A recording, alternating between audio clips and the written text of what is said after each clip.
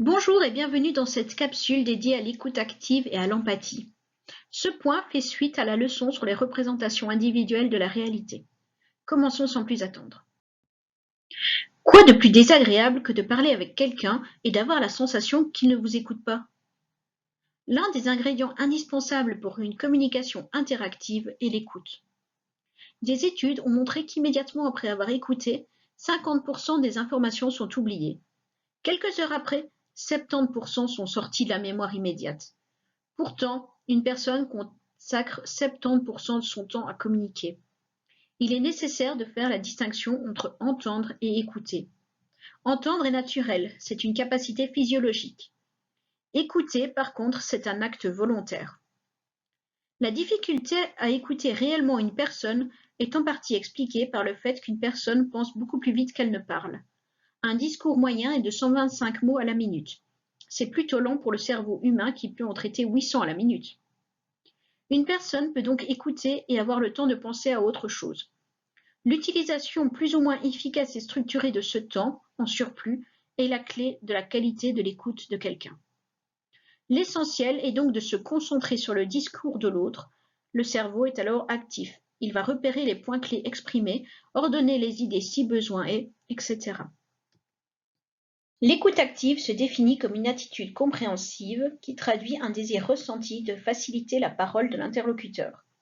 Parfois, il suffit de montrer à son interlocuteur que l'on s'intéresse à ce qu'il dit et de l'encourager à poursuivre.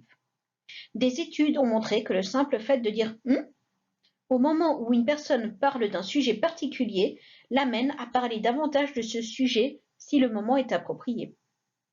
Le récepteur peut prendre un rôle actif en s'assurant qu'il comprend bien ce que dit son interlocuteur, en lui montrant qu'il perçoit bien, accepte ses sentiments, en l'aidant à clarifier son message et en facilitant son expression.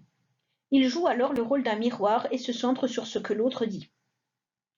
Dans l'écoute active, le sujet participe à la communication de deux manières.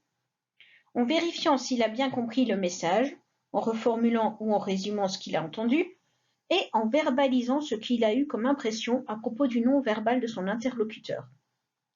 L'écoute active constitue l'une des bases essentielles de la communication. Elle permet de prendre en compte les besoins, les attentes et les contraintes de l'interlocuteur et de répondre de façon adéquate. Il faut lutter contre les réactions spontanées comme l'ordre ou le conseil, l'aide ou le soutien, le jugement ou l'évaluation, l'enquête et l'interprétation. Il faut aussi adapter le questionnement. Il existe 4 types de questions. Les questions ouvertes, les questions fermées, les questions orientées et les questions neutres. Enfin, il faut relancer le dialogue. La relance est utilisée lorsque votre interlocuteur fait une réponse à côté, c'est-à-dire insatisfaisante, incomplète, inadéquate ou pour l'inciter à poursuivre. Il existe 2 types de relances, les relances passives et les relances actives. Les relances passives, ce sont des indications brèves de compréhension, des phrases neutres ou une attitude corporelle. Les relances actives, c'est la reformulation ou le reflet. Pour écouter mieux et activement, il faut trouver un intérêt à l'autre, concentrer son intérêt sur le sujet traité, observer le non-verbal, rechercher systématiquement ce qui est positif, garder l'écoute même si l'on croit avoir compris, pratiquer le résumé mental systématique, faire préciser et vérifier la bonne compréhension et apprendre à se taire. Nous voici déjà arrivés à la fin de cette leçon. N'hésitez pas à me poser des questions si vous en avez. Je vous donne rendez-vous à la prochaine session live. Passez une excellente journée.